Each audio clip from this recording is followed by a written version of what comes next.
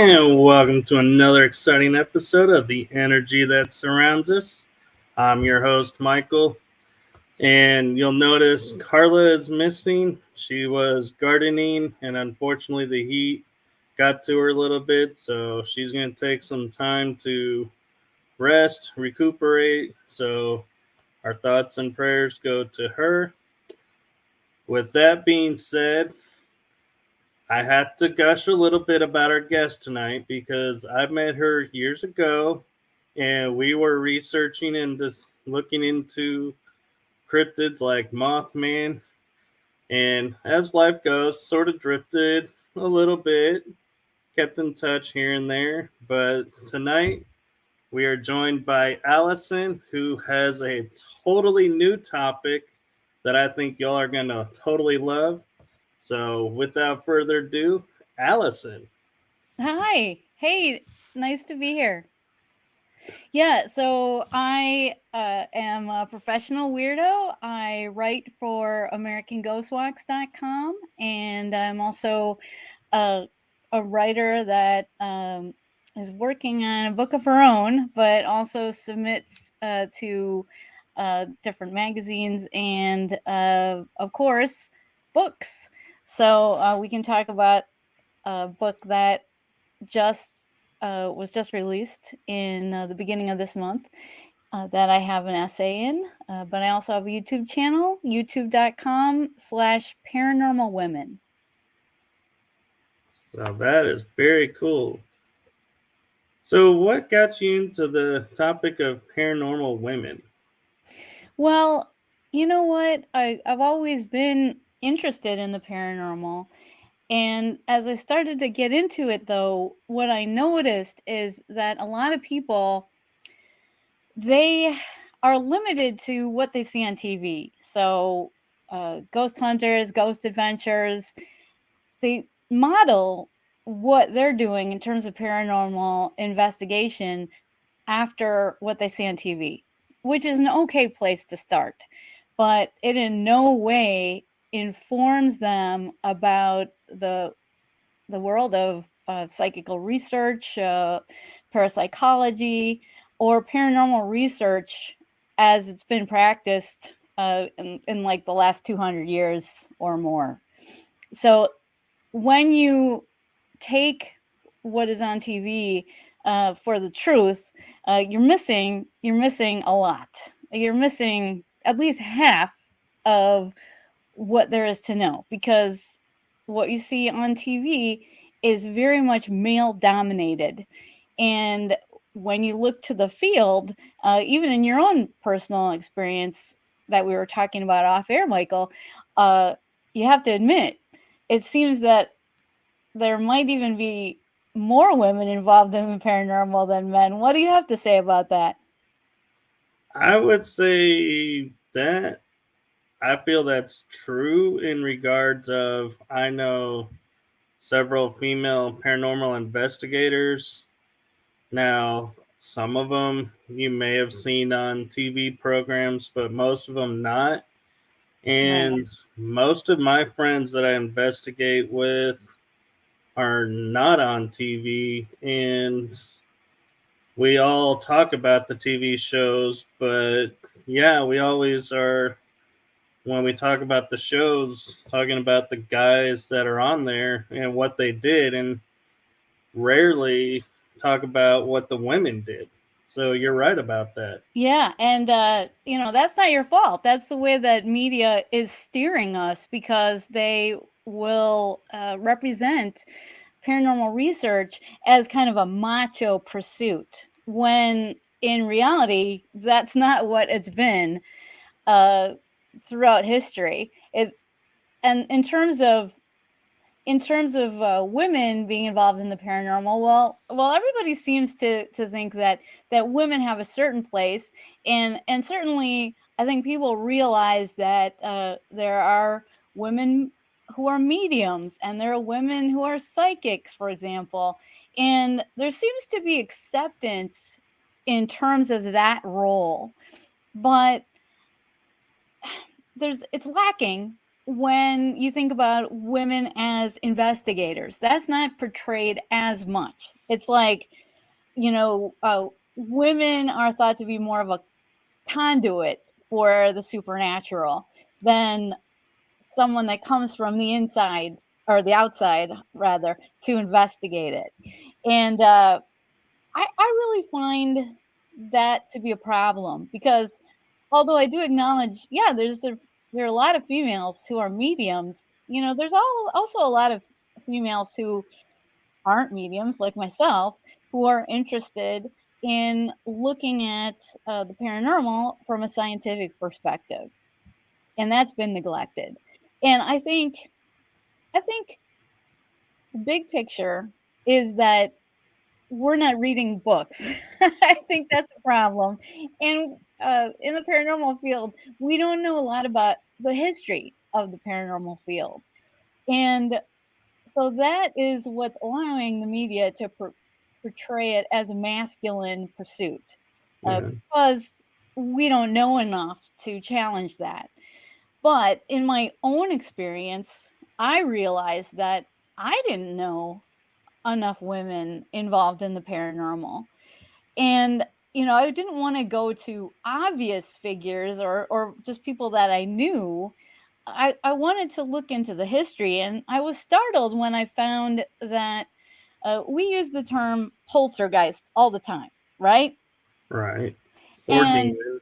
what was that? I said or demon. Right. But the term poltergeist, nobody realizes that we are using that term today and throughout the field because of a woman. Did you know that, Michael? So I know it was a little girl in the movie, but that's the only frame of reference I could say as Yeah. to the origin of that. Again, that's a female portrayed as a victim. And then in that movie, there's also a female portrayed as a medium. But again, you don't see somebody coming in really from an investigator perspective Right. that has any power anywhere. There is a female in the movie in that investigative role, but she is ineffectual, being the head of a university parapsychology department. But it's cool to see that a woman was featured, and I think that was modeled after Thelma Moss, who was the head of UCLA's parapsychology department, which was a short-lived department, but quite famous for about a decade. And if you subscribe to my channel, you can watch a whole playlist based on Thelma Moss and her contributions to the field, some of the famous people that she worked with and inspired.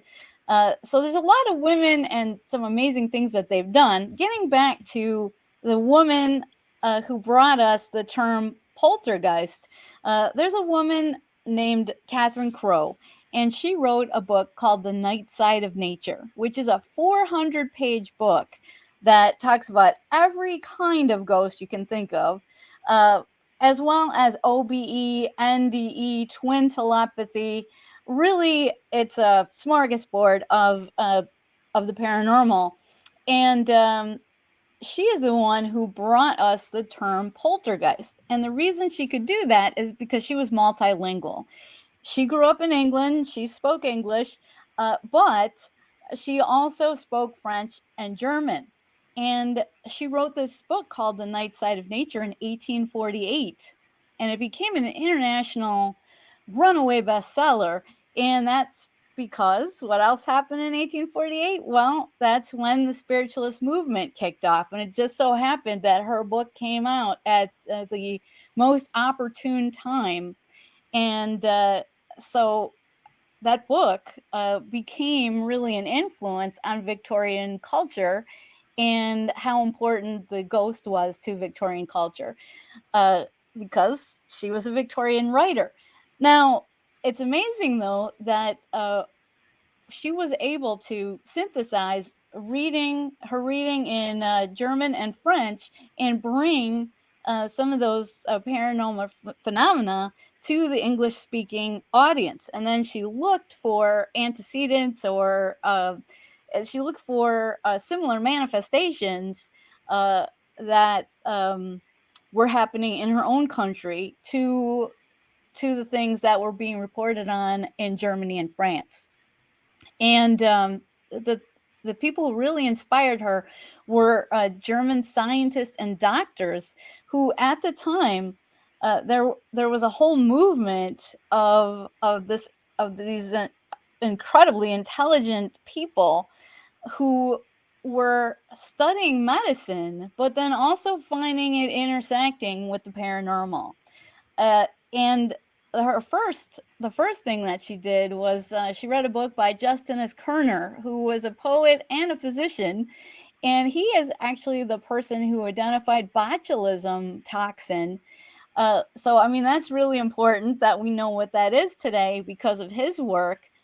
But he also, as a doctor, he had a patient who was a very young woman, but very sickly. And he was doing all that he could to improve her quality of life, even though she was bedridden. But so he was at her side and noticed that she was in almost constant contact with the spirit world. And he was changed because of the things that he saw her do, the things that he saw her predict. He couldn't deny those things as a scientist when they were right in front of him. So he wrote a book called The Seerist of Prevorst in German. And so Catherine Crowe was like, this is an amazing book. And so she translated it into English. That was her first foray into the paranormal in 1845.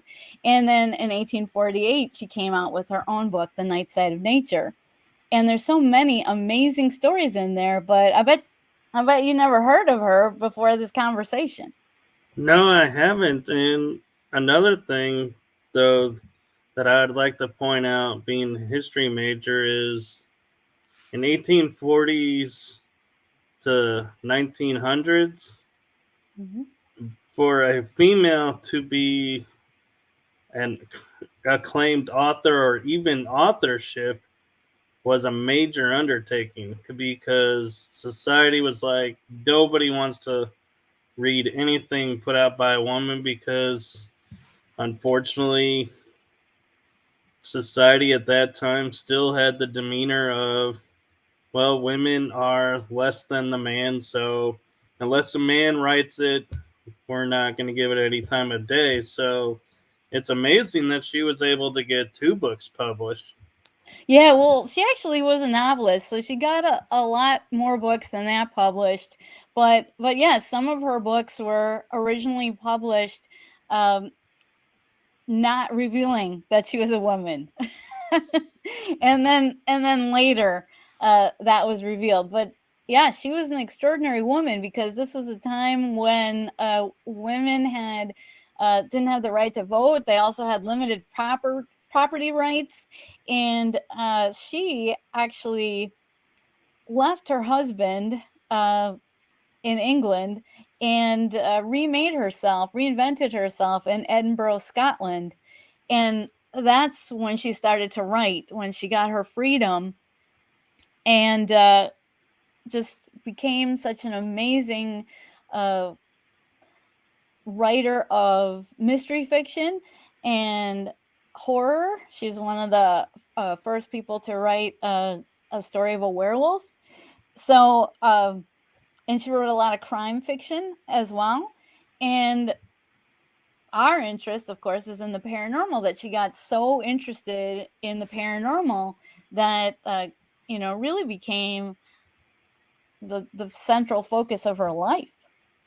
Right. And it's incredible that she was able to do all of this too, because in England, I know for a fact in England, for a woman to be educated, that was even extremely rare. So the fact that she has all this background knowledge speaks to her character of defying the odds of, she most likely educated herself, because universities and colleges at that time rarely accepted women Yeah. into what was deemed as masculine studies like science, math. Yeah, that's so true. And the fact that she could do what a lot of researchers who have more opportunities aren't doing today is learn not just a second language but a third language, and to be able to be so proficient in it that you can actually translate a text, and that you can synthesize what you're reading from different authorities in those different countries and bring it to your own people.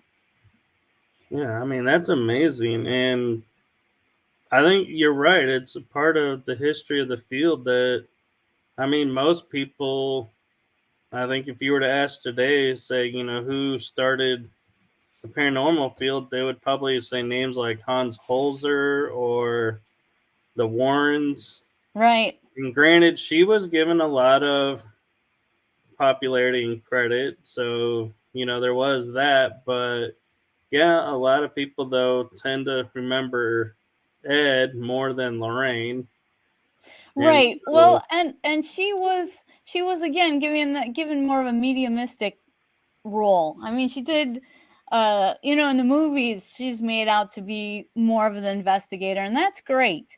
But I'd like to see a lot more uh, fact-based offerings about some of these women, less of the Hollywood schlock and more of what they actually did contribute. And I mean, you just don't see that. You see everything that's done in the paranormal done for entertainment. And unfortunately, that's where the money is right now. I have a lot of friends who are parapsychologists, or their training is in parapsychology, and it's very hard to make a living doing that. And hey, I'm a prime example of that. I mean, my brother and I, we always wanted to be parapsychologists, and we just saw that that's not going to be a very good course of action, because you're really few and far between can get an actual profitable career going in that. And even the people who are well known might not even be making as much as they could be making in other fields. So we decided that we would go into the paranormal entertainment field. That's why we have American Ghost Walks. And but in what we do our best to look at things through the lens of comparative folklore, comparative mythology, uh, and of course, we make sure that everything we do is researched. And if there is any doubt about certain places really being haunted, well, we tell you right out. If a place is purported to be haunted, but we find no evidence that it actually is. I mean, that's a hard pill to swallow in the paranormal. Everybody wants everything to be haunted. But as an investigator, that's not investigating. You have to separate the wheat from the chaff. But well, that anyway, I'm yeah, sorry. Go ahead. I was just saying. You mentioned ghost walks. I At first, when I thought of ghost walk, I was thinking, oh, this is like a hayride Halloween thing. And so I never really gave them any credence. And then I did a ghost walk tour in Key West. Mm-hmm. I did one in Jefferson. And I was like actually impressed of how much actual paranormal history you get on these ghost walks of locations. And I've started calling them, like, going, yeah, if I'm going to do a ghost walk, I'm like, if somebody goes, well, why are you doing that? I'm like, because I'm scouting. I use them for scouting. For Absolutely. Yeah, absolutely. So instead of ghost walks, a lot of times we refer to what we do as haunted history.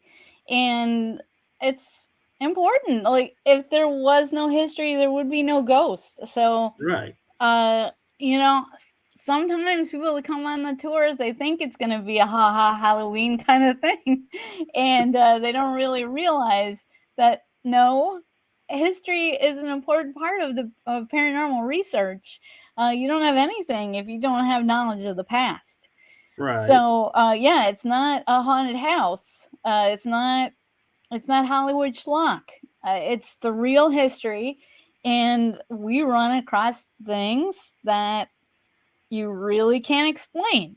And so, I mean, that is what does it for me. I love to find things where right now there is no explanation. So maybe we can talk a little bit about this book I'm in a little bit, because that's where I got to explore some of the unknown. But yeah, so if you let's finish up first talking about the channel. If you're interested in the full picture of the paranormal, so I'm talking about getting the female perspective. You already have a lot of the male perspective, and male researchers are great, but in this world, who wants a limited view, who wants to only see half the picture? Right. And the channel is about balancing things out, and it's also about learning your history. And in the paranormal, there were many women that set the foundation for the paranormal as we know it today. For example, going back to Catherine Crowe, it's just amazing that not more people that more people don't know about her, because in my research I found that as far as investigating paranormal investigation as we do it today, she was the first one. She was the pioneer of that. In 1854, she conducted what I believe is the first ghost hunt. Now, do I mean that nobody in history ever peeked around the corner or ever wondered about ghosts or ever went into a grave yard at night and looked for ghosts? No, I don't mean that. Obviously, I'm sure a lot of people did that and a lot of people had questions about it. But when you think about systematic paranormal research, that was really what Catherine Crowe brought to it. And when you look at earlier efforts to investigate the paranormal, they were conducted in a very religious context. And they were looking to root out witches and punish them. and, uh, and they were looking for manifestations of the devil on earth Right. as a way to intensify the faith, their Christian faith. And they were looking to root out evil. They weren't approaching the paranormal as we do today with an open mind and looking more towards investigation than exorcism. Do you understand what I mean by that, Michael? I do, Yeah. and I like how you're putting it to where they're rooting out evil or Satan. Because to me, I always say they were rooting out anything they didn't like. If they Yeah. didn't like that, they would write it up as if this is devil worship or this is Right. wrong. And it's like, yeah, so many basic things like, study of nature, knowing what herbs or what plants around you that could help you was lost because the Catholics were like, no, this is, if God didn't heal you, then there's no way man could heal you. So this is devil work. And they were tried and convicted as witches. And it's like so much history and so much, I would almost go to say evolutionary skills that we had were lost Mm-hmm. because of the mainstream religions going fanatical. And hundreds of thousands of people, mostly women, were killed in those witch hunts. Yeah. And one of the biggest proponents of witch hunts was Joseph Glanville, and he is somebody that's credited today with being the first ghost hunter. And I would object to that because although, yes, he interviewed witnesses, he did stay at a purported haunted location. His conclusion was that the poltergeist activity, well, of course, he didn't call it poltergeist activity, but the impish activity was due to a witch. So his writings uh, were an inspiration for the Salem witch trials, for example. So, do we really want to be celebrating a witch hunter who was, again, only investigating the paranormal to force his faith on people, and looking for people to punish because he felt like witchcraft was a real thing, and these people were in league with Satan, and they needed to be put down. Yeah, uh, and I mean, like you said, with the Salem witch trials, it's sad to find out now that the majority of the women that were tried and killed were because one, they refused the advances of a man, or two, they were like to inherit land that somebody wanted, yeah, and so it was like the quickest way to get rid of them was say, "Oh, she's a witch," and then you'd pay the judge off, and the judge would rule in your favor that yes, she's a witch, and lo and behold, you got the land, and everyone's like turns a blind eye to this blatancy of corruption. right. It's And they were only getting the witches out. It's like, do right. you not see who's profiting from these witch trials? Yes, it was a blatant land grab. And yeah, I mean, it was uh they were able to do it because these people, mainly women, were powerless. Right. And especially when you made that allegation, there was really nothing you could do. That was the trump card, and there's no way you could get out of it. Yeah, Uh, I mean, Monty Python, for as much as being, anti female show as it is, making fun of stuff, in the movie Holy Grail, I love the part where they say, "How can you tell she's a witch?" Well, she'll sink. Well, the guy goes, "Well, what if she doesn't?" He goes, "Well, then she's made of wood." He goes, "Well, what else floats in water?" They're like, "Well, it's wood, so she's got to be a witch." He's like, and then the king walks in and goes, "A duck does." And they're like, he's like, "There's an educated man," and it's like that. That was the showing. I think the mentality of the day was you either sank and you were thought a witch, or you floated and were thought a witch. There was a no-win scenario for these Right. people. Right. As a no-win scenario. That's a good way to put it. So I don't look at somebody like Joseph Glanville as a role model or somebody who was really a paranormal investigator. So Catherine Crowe, on the other hand, she went at it from a rather secular position. I mean, when you read The Night Side of Nature, she definitely does talk about religion because that was a very important part of the belief systems at that time.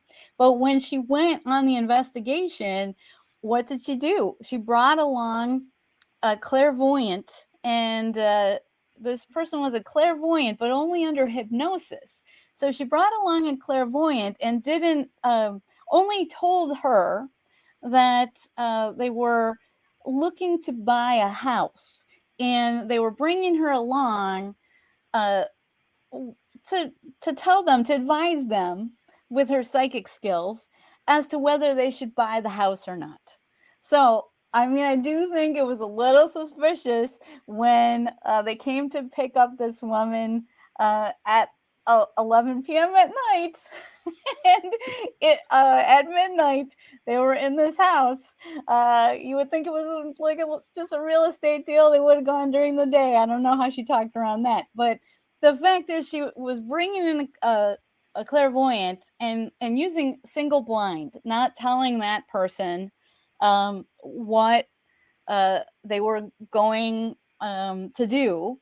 and not telling them anything about the property.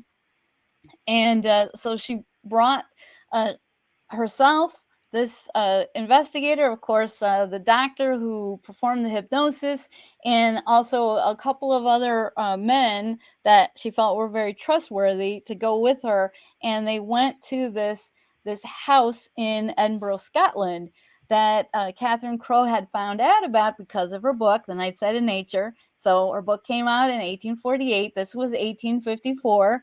And so she would get tips. People would write her about different strange things going on in their lives, and she found out about this haunted house that couldn't keep renters, and she was able to convince the owner to let them come in and investigate. And so they hypnotized the clairvoyant, and they just asked general questions about whether they should buy the house. And she told them that no, it was haunted and it was the scene of a murder. And now Catherine Crowe was disappointed by the results of the investigation. She, I think, expected, like a lot of us when we go on paranormal investigations, we have out of whack expectations as far as what we want to happen. Right. And we're even worse than she is, probably, because we have the Hollywood movies. We expect the bleeding walls, and so she didn't get any bleeding walls either. But what I do think that maybe she didn't appreciate enough was they did see some strange light phenomena. They heard some strange noises, which they couldn't account for. And it wasn't like mice or anything like that. It was like there was like a metal clanging sound that came about near the door. And then this light phenomena persisted, coming through the floorboards. And at first she didn't see it, but the psychic was pointing out that there were lights. And so she took the hand of the psychic and then this medium, and then she could see it. And Catherine Crowe kicked herself after, because she thought, well, they should have gone around and had all the investigators hold her hand and see if they could see the light phenomena as well. So they saw these lights emanating from the floor, and they were pulsating. And then Catherine Crowe, on her own, did see like a bright spark, like a diamond of light. You know, uh, like if you ever have lit magnesium on fire, that kind of brightness. Right. The black Um, blue spark. yeah, and so she saw that, and then after the investigation, they had a little debriefing, and it was revealed that somebody else in the party also.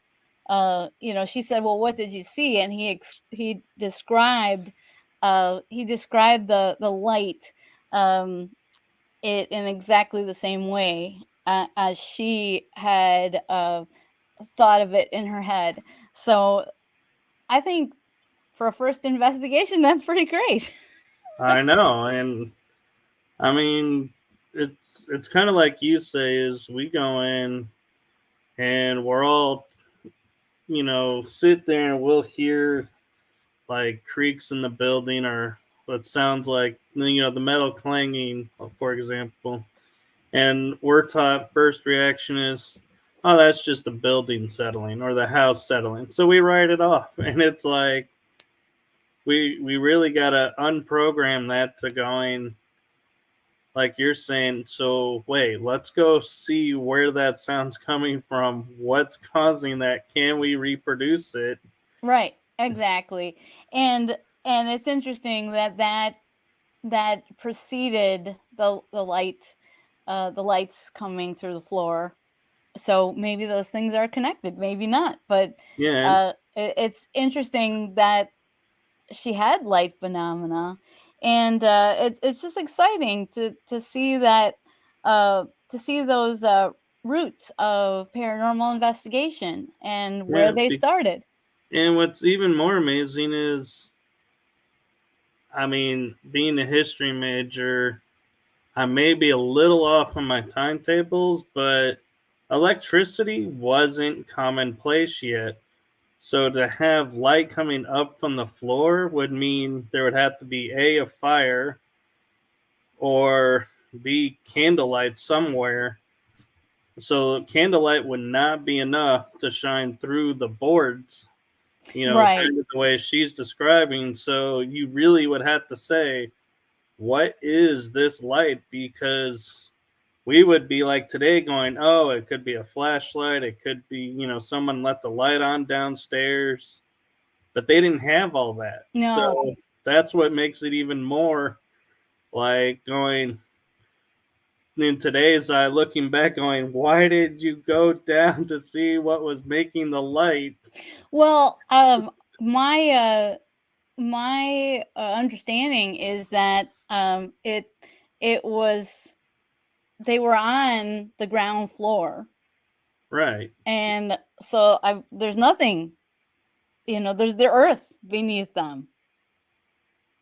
So Yeah. how would there be lights coming up from the earth? Not impossible, but Yeah, I mean, it would be nice to have heard if she said, yeah, we pulled up a board and, we found just the ground. And you could say, wow, so then that light really was paranormal. But as long as, because you're left with wondering what's under the floor, is there a gap that, a secret area that nobody knew about?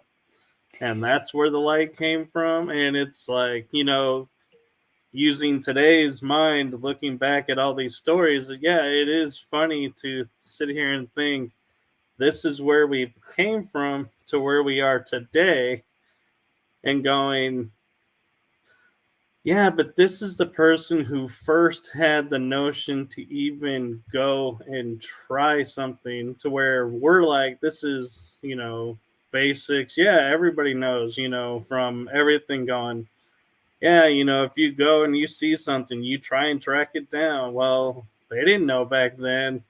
If you saw something, they might be sitting there saying, yeah, there's a light at the coming up from the floor, but, you know, in the 1800s, what would you be thinking was underneath the floor of a house? Not heaven. So yeah, you'd be like, yeah. oh, I don't want to open this up and see what's coming. Right. Well, yeah, that's an interesting thought, but yeah, it's a mystery, and I really think that Catherine would have done more investigations. This was her first foray into it, but that very same year, I'm gonna leave it to you guys to go on my website and see what happened to her. One of the So reasons maybe we don't know as much about her as we should is because that very same year she was scandalized unjustly by still some still someone who is one of the most famous men in history, and so I'll just leave that to you. That's kind of a cliffhanger for you to go and watch the video on the scandal that's still haunting Catherine Crowe over 150 years later. and just FYI to everyone that's watching this, whether you're watching it live or replay or on the radio listening, the website that she's referring to is in the description. So I put it in the description of the YouTube channel, the Facebook events. So everywhere you're listening to it, you should have a link to both the her website, and if you go on the timeline, my timeline, there is on the reminder of tonight's episode a YouTube that she recommends for everyone to watch. Right. So that specific YouTube video is the rest of the story. So if you're intrigued about Catherine Crowe and you want to find out what happened to her, um, and why maybe she didn't do more paranormal investigations after this first one, because she certainly had inclinations to, and she certainly wished there were things that she would have done differently, like she wished that she would have standardize that approach with the other members of the team, where the she reached out to grasp the medium's hand, and then she saw the lights. She was wishing that she would have had everybody on the team do that one by one and see what the results were of that. So she certainly had inclinations to improve her technique, but why didn't she? Well, if you want to know, then go ahead and watch that video in the show the show notes, and I think you'll be quite surprised, and maybe you change your mind about many things after Right. watching that video. But yeah, I welcome people to watch a whole playlist on Catherine Crowe. I have another great playlist on Thelma Moss, who was the head of UCLA's parapsychology lab from, I think it was 68 to 78 approximately. Uh, she has so many amazing stories about famous people that she rubbed shoulders with, and her contributions are vast. Mm. I would also invite have a playlist on someone I'm going to make more videos about soon, which is Zora Neale Hurston, who is better known as a novelist. Uh, and she was almost totally forgotten, but is now quite popular in terms of novels like Their Eyes Were Watching God. That's her most famous. But many people don't realize that she was also a folklorist and an anthropologist, somebody who embedded herself in voodoo culture. So I talk a lot about her discoveries and some just miraculous things, strange things that happened to her when she was investigating the paranormal in the Deep South, and also the Bahamas, and Jamaica, and of course Haiti. Uh, Her book, Tell My Horse, has amazing stories about Haitian voodoo, Jamaican ghosts. Uh, there's a lot of things out there, and I think what you don't know will amaze you if you take time to go to my YouTube channel, youtube.com/paranormal women, and watch a few of those videos. See how they change you. Most definitely. And, it's interesting that you bring up voodoo because, on a side tangent, I was just watching Unexplained earlier with William Shatner, Mm-hmm. and they were talking about rituals, and they mentioned voodoo. And everything I've read and everything about voodoo that I've come across has always been like for,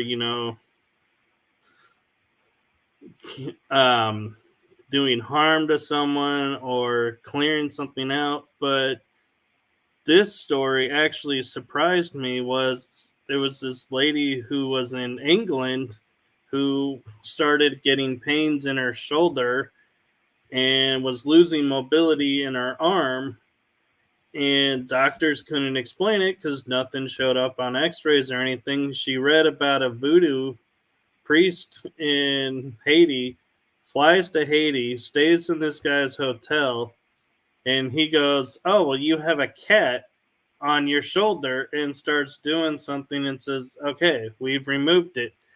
And she tells the story of, she's like, "Well, I don't know, if that's real or not." But then she starts to pick up a coffee with her right arm and realize she's putting the lid to this coffee on with her right arm, dragging her suitcase with her right arm, and going, "I have mobility in my right arm now. The pain is gone. I don't know what he did. I couldn't describe to you what he did." And I was like, I'd never thought about voodoo for healing something. Oh yeah, I mean it's really not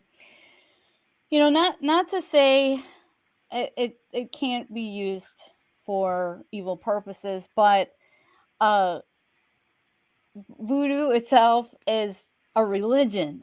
and we have to afford it the same kind of respect that we have to afford other religions. And just like when you think about Christianity, hey, we were just talking about witch burning, and when you look back at the Crusades, there's a lot of negativity that has come Right. down to us from religion. So uh, the Judeo-Christian people, shouldn't really look down on another religion in terms of the evil that it does, because they should not be the one to cast the first stone, because they've done much the same.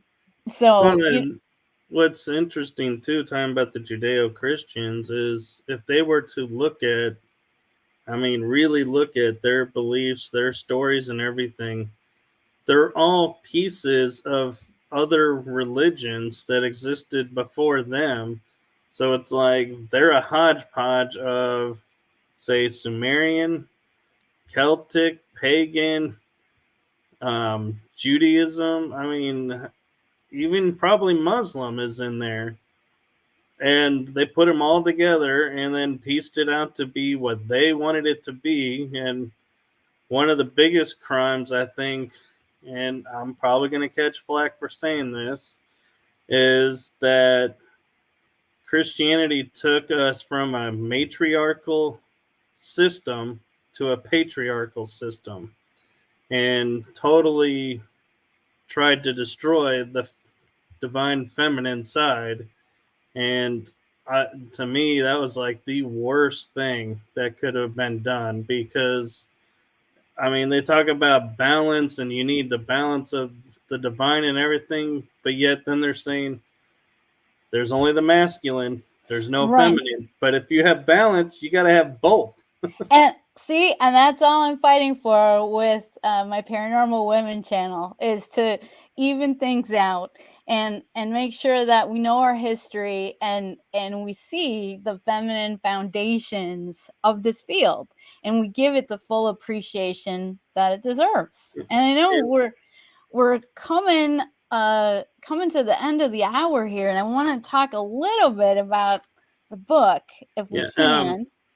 We will. I just want to say one thing for your cause, though, Yeah. is in the past, say, 2, 3 years of paranormal television, the feminine has been returning, because you had like Nick Groff uses a lot of women investigators and mediums in his shows.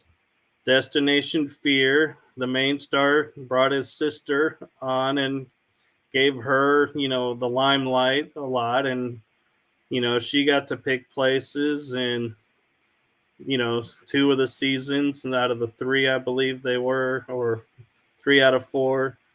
But I mean, even Ghost Hunters, when they reinvented themselves, Sherry is now a part of the team as an investigator. And Ghost Hunters, when they brought in a new team, had 2 women on the team as an investigator, one being a psychologist. Actually, she might even be a parapsychologist. And so I would say, your goal of bringing awareness to it is actually rippling out more than you might realize, because a lot of the major shows nowadays all are starting to feature female investigators. Well, I think, that's the only road, because, like we were saying, we want the full picture. We don't want to see just one side of things. That's Right. very limiting. So, I'm glad to hear that shows are doing that. And I hope they will continue to be more fact based, even if it means that they have to make it a little bit more down to earth than some of these shows have been. I want to see reality Yeah. reflected, not just some claptrap, and not just one-sided patriarchal nonsense. So I'm glad to hear Yeah. that it's making it a You know, turn for the better. and it's kind of funny because we use so many colloquialisms and we don't know where they come from. And one just popped in my head because we were talking about Miss Crow and talking about with your statement about hoping they come keep it going is I found myself saying in my head, yeah, they're having to eat crow. Very And good. I'm I like, like it. She's getting her justice. Right. She's really got to get her justice. She's been defamed, and I would really suggest that you check out the video in the show notes, especially, which will give you a different perspective, and really give you a good reason to elevate Catherine Crowe and to respect her. To make up for the past. But Right. yeah, let's talk about the book. So I'm excited. I'm in a book called Fairy Films, We Folk on the Big Screen, and it's edited by Joshua Cutchin. You might be familiar with some of his many books. He really takes a deep dive into a subject, and he's one of the leading authorities on fairy folklore. And in this book, a number of contributors write about fairy folklore and how it's still with us today in its traditional form. Now, we're not really talking about the sweet little Tinkerbells.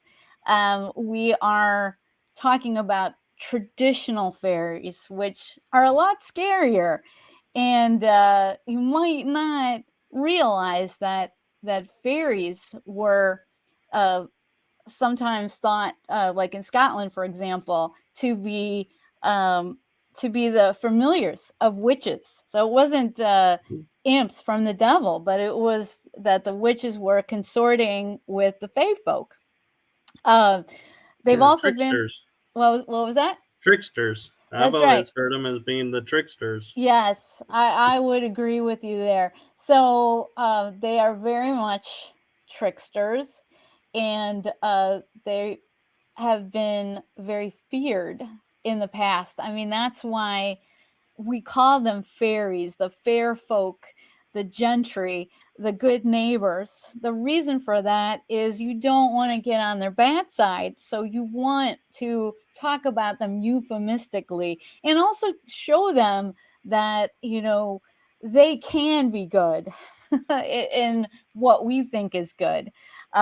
It and so it was really important for people in the past in many countries, not just Ireland, but of course, Ireland was uh, a center of such beliefs and what's called the fairy faith.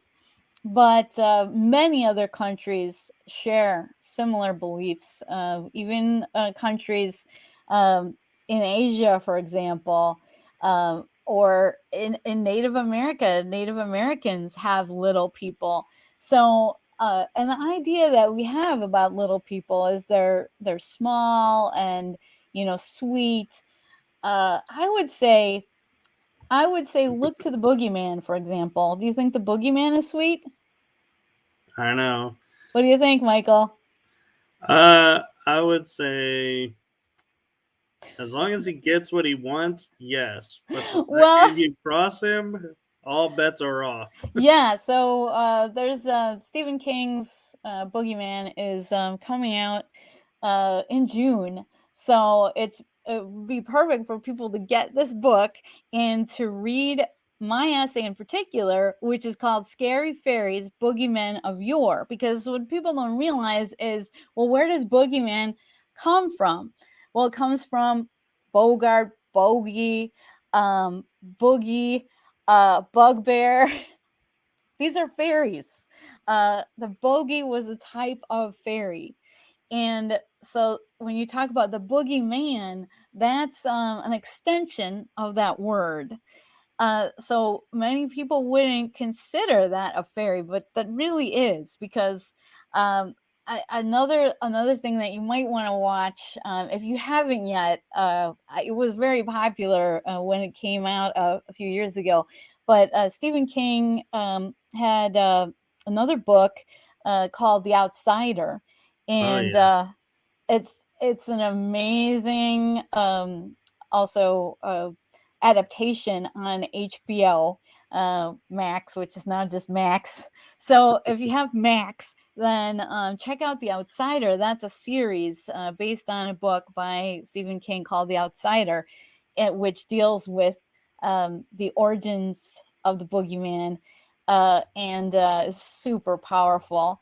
And I don't think it's giving anything away to say that, one of the key areas where this character of the outsider um, has power is he's able to make people see what isn't there. He's able to deceive, people's eyes.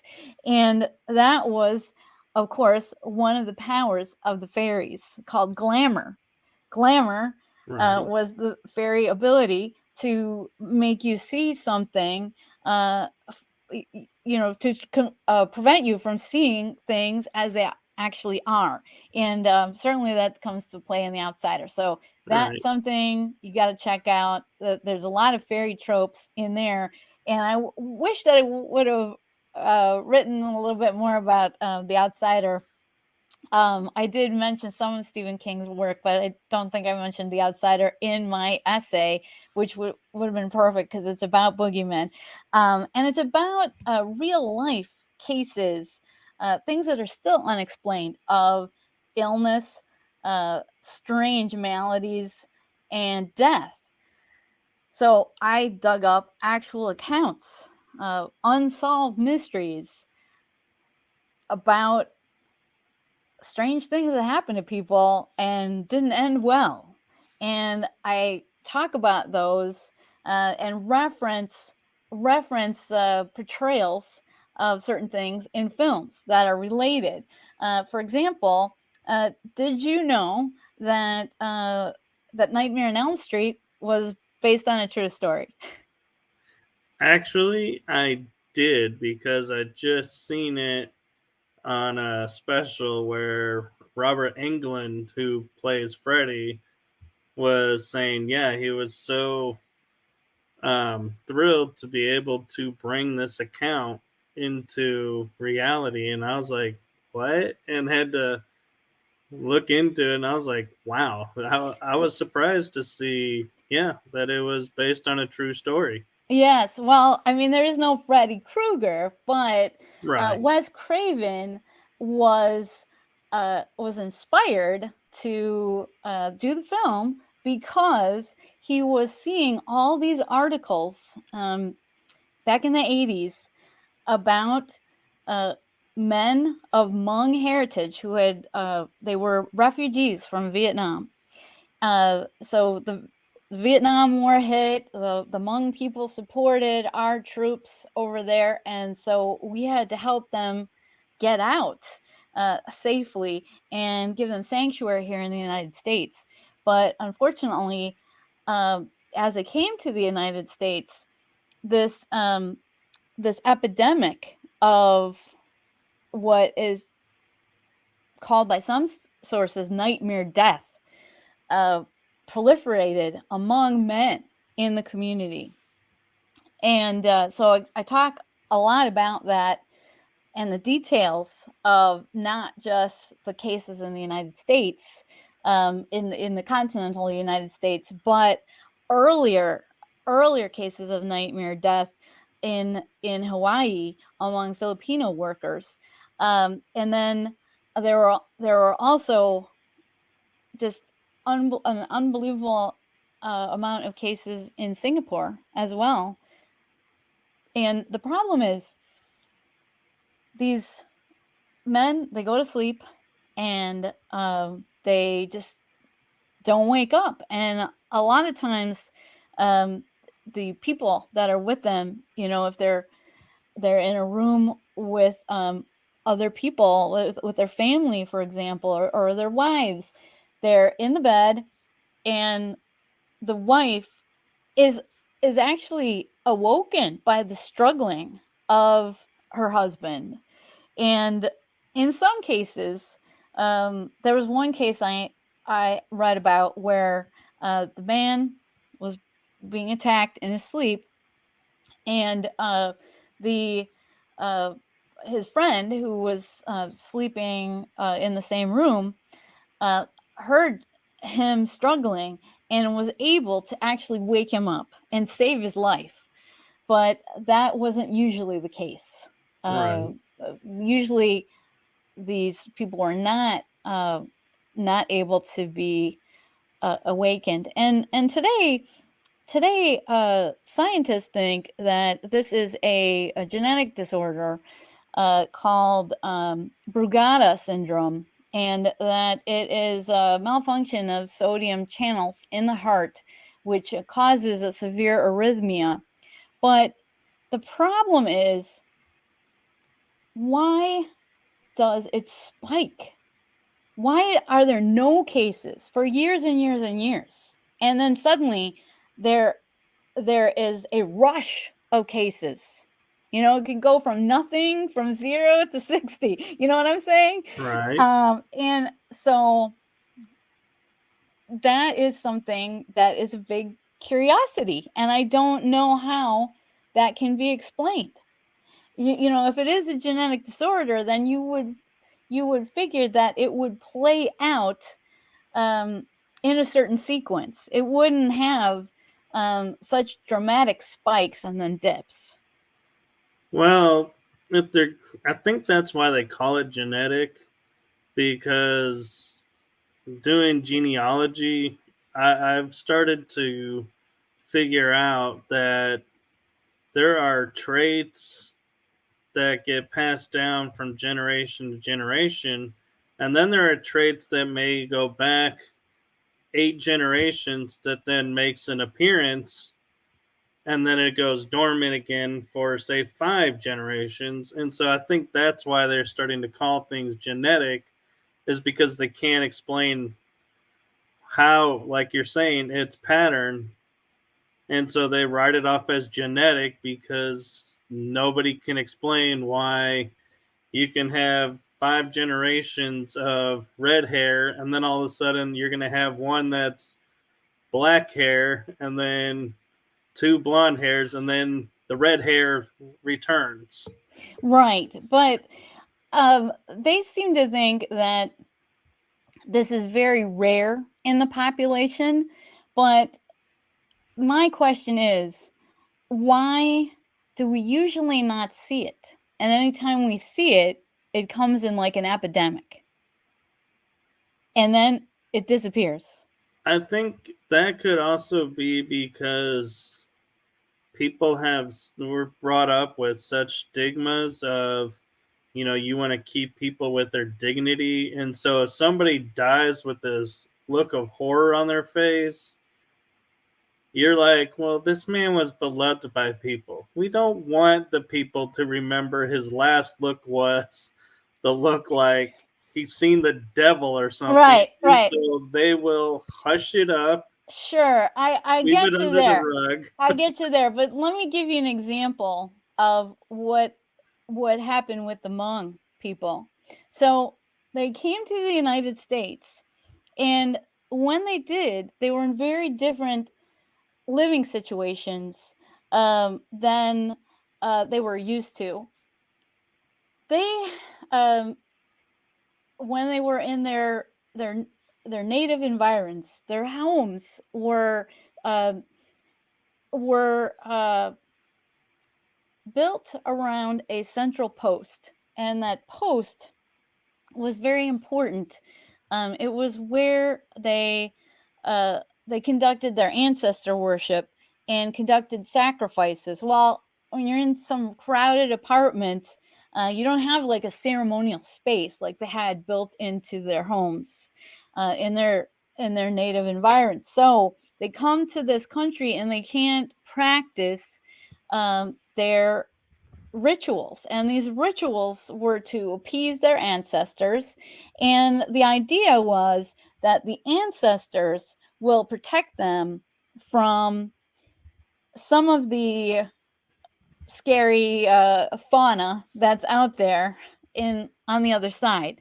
And they believe that there is a creature on the other side that if they don't make sacrifices, they don't get that elder protection that they need, or they don't get it as regularly as they need it. They're not able to call down their ancestral spirits to have that force field that they had in the old country. So what happens is some of these creatures are allowed to get through, and these creatures will come to them in the night and uh, suck the life out of them. That's what they believe traditionally. I'm not saying all Hmong people believe this, but I'm saying that was the traditional outlook to what is happening to these victims.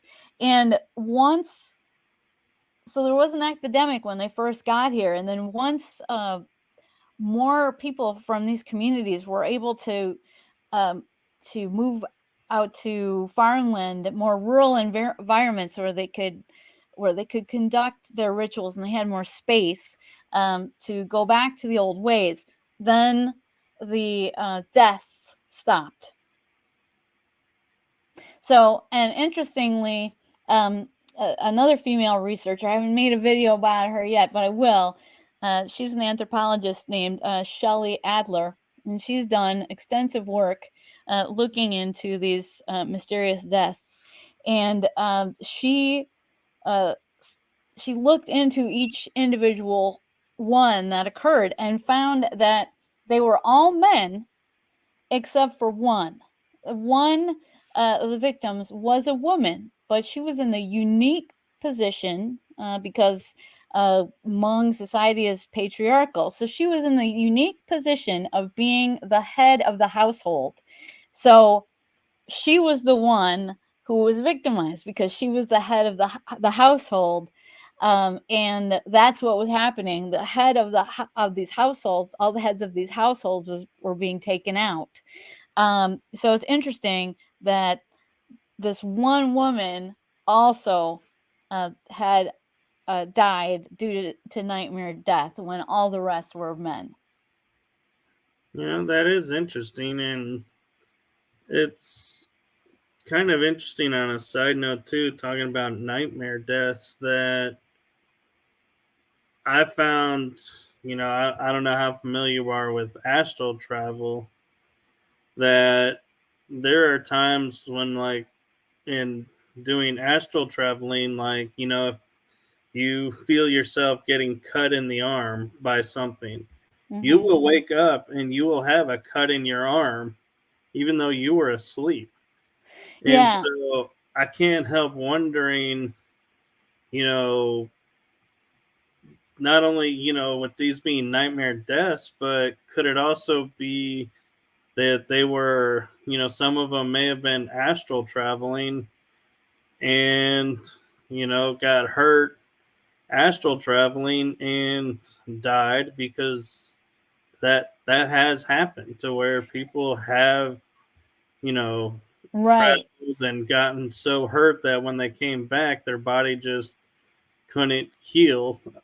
Well, And in some of the cases, like in Singapore, for example, we're talking about hundreds of people. So um, the idea here is that you would have these predators in the astral that would come to you right, in the night, shadows.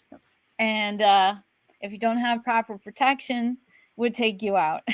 And Yeah, so, yes, there's different conceptions of what this thing might be, just like there's different conceptions of, the idea of fairies, for example. What we're talking about in this book is the other, and these names that we have for them, I mean, they're just constructions of our mind. I mean, they might not be very close to the truth.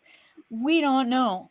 yeah, All that all our so-called knowledge is based on appearances, And if other intelligences can control how they appear to us, then we really know nothing.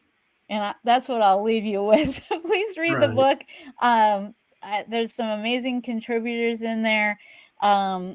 Susan Demeter, Jack Hunter, of course, Joshua Cutchin, who edits and also submits an essay, and the fairyist who runs the fairy census, Simon Young, is also a contributor. So, and so many university professionals as well, like David Floyd, are writers. So check it out, and especially read Scary Fairies, Boogeymen of Yore. If you want to get scared about the possible reality of these boogeymen that's been maybe following us throughout history. So maybe read that and then go see that Stephen King movie in June. Yeah. Now, I have a quick thought that I wanted to run past you, Allison, because we keep talking about the fairies, and we're brought up in our generations, fairies, being the nice Disney pixies and everything. But I've read accounts where like Scotland and Ireland create on the bottom of trees little, they call them fairy gardens, and they leave offerings there and sometimes notes of like their wishes or their thoughts about something, and they find out that whatever they wish or their thought was manifests. And so I can't help wondering, like, when you talk about fairies being the familiars to the witches, if they're actually can be familiars to us, and that they're actually still carrying on that tradition of making those wishes happen and those thoughts come to life. And that's the dangerous part there. That second part is because you write a message in a bad mood, and you know how we always say stuff we don't mean when we get too upset. You write it down, you put it into that tree, you best hope you come to your senses before the fairy folk find it. That's right. You have to. They are capable of anything. When you look into the lore, the traditional lore, they are capable of many things, and they are different cultures, and you have to be very careful about how you deal with them. And as you were saying, you have to be careful what you wish for. And I'm not saying that they can't be powerful allies. Just like when you think Yeah. of human intelligence, we are capable of such wonderful things and such horrors. And that's the same of the creatures of fairy. That is exactly the same. And you have to understand that they might not think exactly as we do. They're different intelligence, and you have to be very careful in your dealings with them and very respectful. They're Right, capable of anything, and they're not necessarily going to have your best interest at heart.